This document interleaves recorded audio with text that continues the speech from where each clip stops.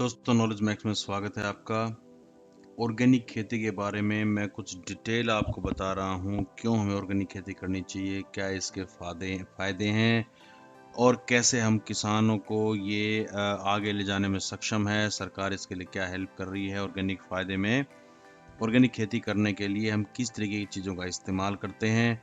दोस्तों, वीडियो थोड़ा लंबा है लेकिन आपको अंत तक ज़रूर देखना चाहिए। इसके बारे में डेफिनेटली ये जानकारी आपको बहुत अच्छी लगेगी और इससे संबंधित बहुत सारे वीडियो मैं आगे लेके आता रहूँगा। ऑर्गेनिक खेती के बारे में कुछ जो इन्फॉर्मेशन आपको जाननी ज़रूरी है। जैविक खेती या ऑर्गेनिक फार्मिंग, जिसको ऑर्गेनिक खेती या ऑर्गेनिक फार्मिंग अंग्रेजी में कहते हैं और जैविक खेती हिंदी में कहते हैं, ये एक ऐसी कृषि विधि है, लगभग सब हमारे मित्र जानते हैं, जिसमें केमिकल या पेस्टिसाइड का इस्तेमाल ना के बराबर होता है, नहीं होता है। ओके, तो ऑर्गेनिक खेती में किसी भी तरह की अंग्रेजी जो दवाई होती है, केमिकल बेस्ड दवाई होती है या केमिकल बेस्ड खाद होता है, उसका इस्तेमाल बिल्कुल नहीं होता है। और भूमि की जो शक्ति है, जो ताकत है, उसको बनाए रखने के लिए और दूसरे तरीके अपनाए जाते हैं। जैसे फसल चक्र है, उसके बारे में हमने पहले एक वीडियो डाली थी, आप उसको देख सकते हैं। हरी खाद है, हरी खाद बनाना, उसके बारे में हमने एक वीडियो डाली थी, आप उसको देख सकते हैं। कंपोस्ट कैसे बना सकते हैं, उसके बारे में एक वीडियो हमने पहले डाली थी, उसको हम दोबारा अच्छे तरीके से बना के डालेंगे। कंपोस्ट कैसे बना सकते हैं, वेस्ट डिकम्पोजर को इस्तेमाल करके आप कंपोस्ट कैसे बना सकते हैं, सिर्फ 30 दिन में तैयार हो जाता है। दोस्तों, इंटरनेशनल स्तर पे वर्ल्ड में 1990 के बाद से जैविक उत्पादों का बाजार काफ़ी बढ़ा है और काफ़ी तेज़ी से बढ़ रहा है। इसके बहुत सारे कारण हैं। सब जानते हैं कि जैविक जो प्रोडक्ट होते हैं, ऑर्गेनिक प्रोडक्ट्स होते हैं, ऑर्गेनिक खेती से जो चीज़ें बनती हैं वो थोड़ी महंगी होती हैं, लेकिन उसके बाद भी जो खरीदार हैं वो स्पेशली जाके मार्केट में कहते हैं कि हमें ऑर्गेनिक जो प्रोडक्ट है वो चाहिए। उसके कई कारण हैं, तो मैं आपको कुछ दिखाने की कोशिश करता हूँ। ये देखिए, ये कुछ मैं आपको चीज़ें दिखा रहा हूँ जो केमिकल बेस्ड खेती के नुकसान हैं। हम यूरिया डालते हैं, दवाइयाँ का बेहताशा इस्तेमाल करते हैं। फसल में अगर आप दवाई नहीं डालेंगे तो मान के चलिए उसमें कीड़ा लगना ही लगना है।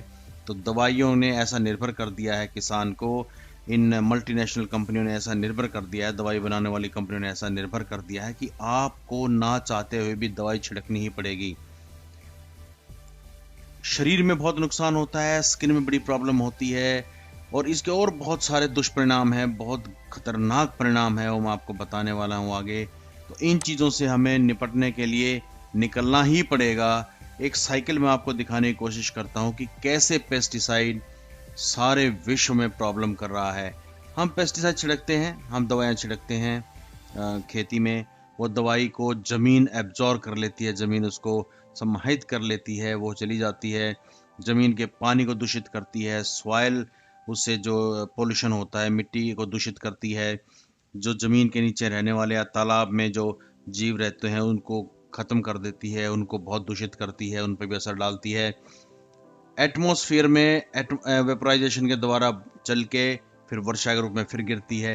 तो कुल मिला के अगर जब हम खेत में दवाई डालते हैं तो वो दवाई हर तरीके से हमारे जो आसपास का वातावरण है उसको दूषित करती है, बहुत भयंकर तरीके से दूषित करती है।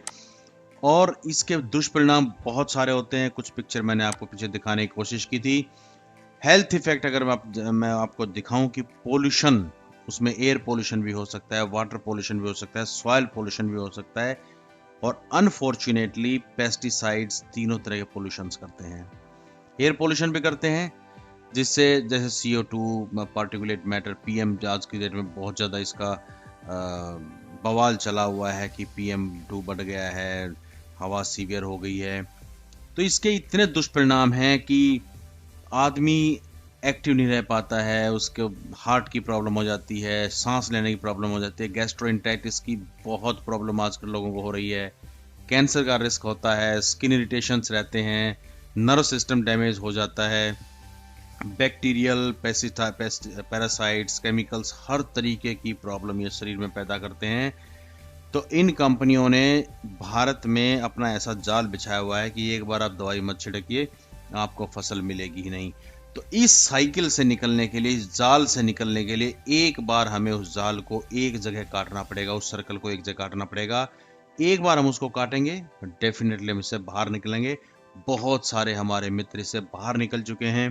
खुद मैंने 1 एकड़ में यह शुरू किया है कि इसमें हम कोई भी पेस्टिसाइड या कोई यूरिया कुछ नहीं डालेंगे, और उस पर काम शुरू हो गया। नींबू का उसमें हमने ऑलरेडी करीब 250 पौधे 3 बीघे में लगा दिए हैं।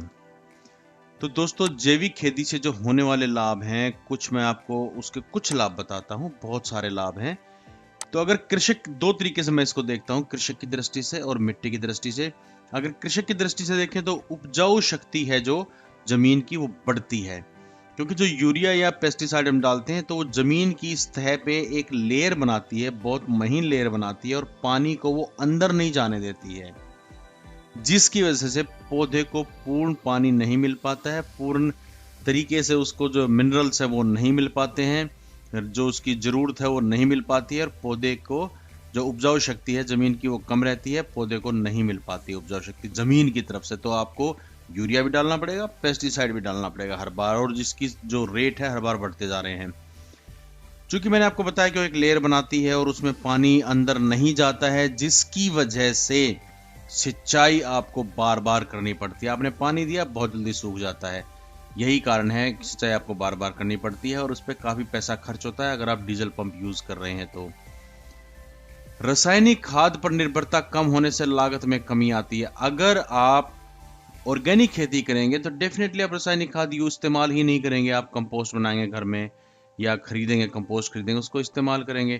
तो डेफिनेटली जब वो उसको इस्तेमाल करेंगे तो रासायनिक खाद पर आपकी निर्भरता कम होने की, लागत तो छोड़ दीजिए, खत्म हो जाएगी, उस पर लागत ही नहीं आएगी आपकी।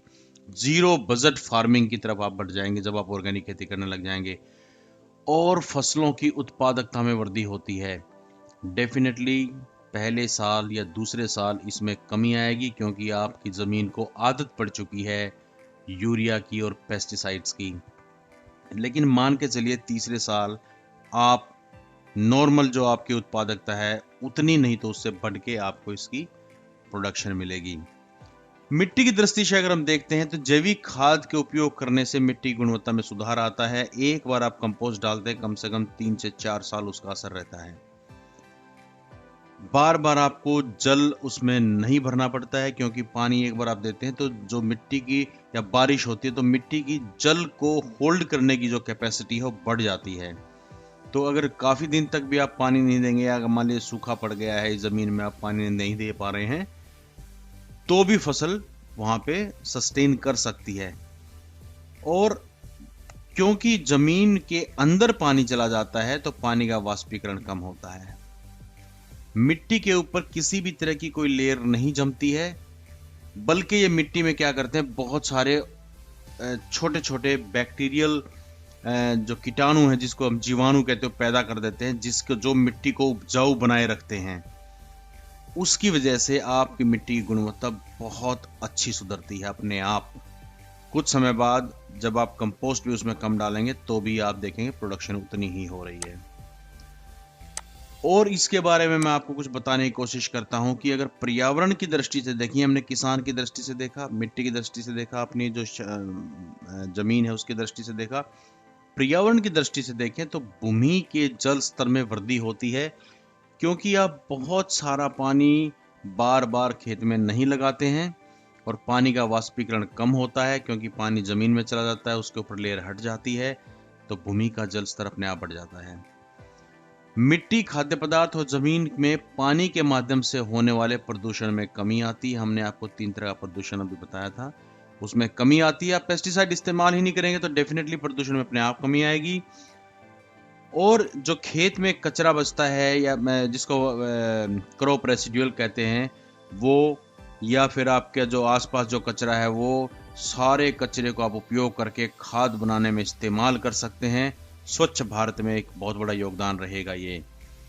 और फसल जो उत्पादन है, उसकी जो उत्पादन है, प्रोडक्शन कॉस्ट जिसको कहते हैं, उसकी उत्पादन की लागत में बहुत बड़ी कमी आती है, तो अपने आप आय में वृद्धि होगी। इसलिए सरकार जब 2022 में टारगेट कर रही है कि किसानों की आय को दुगना किया जाए, तो वो ऑर्गेनिक फार्मिंग की तरफ भी प्रेशर डाल रही है लोगों पे। ऑर्गेनिक फार्मिंग कीजिए, आप खर्चा कम करेंगे तो आय अपने आप बढ़ेगी। और क्योंकि ऑर्गेनिक प्रोडक्ट्स की मार्केट में डिमांड बढ़ती जा रही है, इसलिए जो इसकी डिमांड है वो भी अच्छी आएगी और आपको बेचने में ज़्यादा दिक्कत नहीं होगी। और अंतर्राष्ट्रीय बाजार, जो इंटरनेशनल मार्केट है, वहाँ पर आपको अपने प्रोडक्ट में गुणवत्ता पे खरा उतरना पड़ेगा। तब इसलिए आपको जो ऑर्गेनिक प्रोडक्ट भी आप बनाएंगे उसमें भी आपको क्वालिटी तो जरूर रखनी पड़ेगी। दोस्तों, थोड़ा सा और इसके बारे में इंफॉर्मेशन। जैविक खेती की विधि रासायनिक खेती की विधि की तुलना में बराबर या उससे अधिक उत्पादन देती है। मैंने आपको पहले ही कहा कि एक नहीं तो 2 साल, 2 से तीसरे साल से डेफिनेटली आपको उसमें अधिक उत्पादन मिलना शुरू हो जाएगा। मिट्टी की जो शक्ति है वो बढ़ जाएगी। वर्षा आधारित क्षेत्रों में तो जैविक खेती एक वरदान है और बहुत अधिक लाभदायक है। जैविक विधि द्वारा खेती, ऑर्गेनिक फार्मिंग को मैं जैविक विधि उसको हिंदी में कहते हैं। जैविक विधि द्वारा खेती करने से उत्पादन की जो लागत है वो कम होती है और कृषक भाइयों को इसकी आय ज्यादा प्राप्त होती है। इंटरनेशनल मार्केट के बारे में मैंने आपको पहले ही बताया है।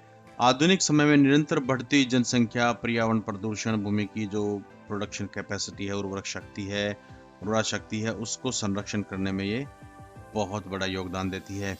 तो दोस्तों, जैविक खेती के हम सब जानते हैं बहुत सारे फायदे हैं, लेकिन जैविक खेती में अब जमीन को आदत हो गई है, उस आदत से छुड़ाने के लिए आपको उसको कुछ देना पड़ेगा। जैविक खेती को इस्तेमाल करने के लिए आप जनरली इन चीज़ों का इस्तेमाल करते हैं। बीजामृत, हमने आपको बताया एक वीडियो में बीजामृत कैसे बनाते हैं, घन जीवामृत कैसे बनाते हैं, जीवामृत कैसे बनाते हैं, अमृत पानी, अमृत संजीवनी, मटका खाद, ये सब कैसे बनते हैं। वेस्ट डिकम्पोजर के बारे में भी एक वीडियो डाला था मैंने कुछ दिन पहले। वेस्ट डिकम्पोजर अपने आप में बहुत अच्छी चीज़ निकल के आई है। आप उससे बीजामृत की जगह उसमें लिक्विड बना के रख सकते हैं, घन जीवामृत की जगह आप कंपोस्ट बना के रख सकते हैं। जीवामृत की ज़रूरत ही नहीं है। जब आप वो जो लिक्विड बनाएंगे उसका वेस्ट डिकम्पोजर से, तो डेफिनेटली आप उसको खेत में डालिए, वो बहुत अच्छा रिजल्ट देती है। यहाँ तक कि हमने तो अपने गमलों तक में उसमें डाला है तो उसमें उसका रिजल्ट आया है। तो वेस्ट डिकम्पोजर के अगर आप इस्तेमाल करते हैं तो बहुत सारी चीज़ें आपकी यहाँ पे खुद अपने आप कम हो जाती हैं और आपको रासायनिक खाद और पेस्टिसाइड की तो ज़रूरत ही नहीं पड़ेगी। शुरू में डेफिनेटली आपको थोड़ी मेहनत करनी पड़ेगी, लेकिन बाद में उसके असर हैं बहुत ही सुखदायक होंगे।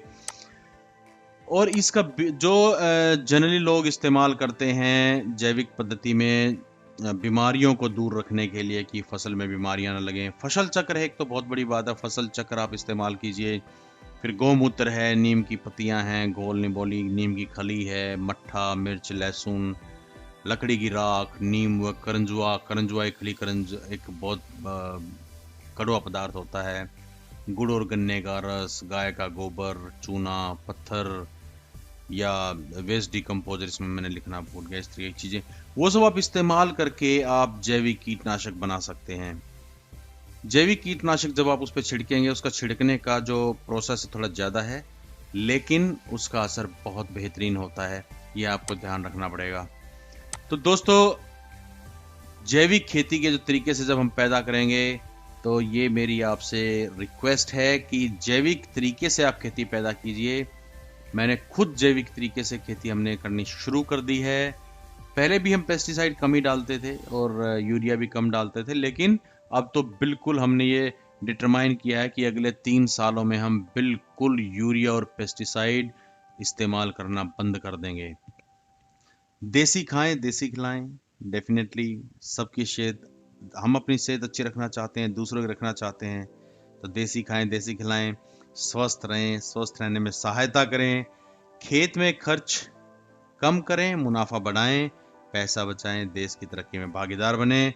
दोस्तों, जैविक खेती की तरफ बढ़िए, बहुत काम की चीज़ है और इसका हमें ज़रूर फ़ायदा मिलेगा। टेक केयर, जय हिंद, धन्यवाद।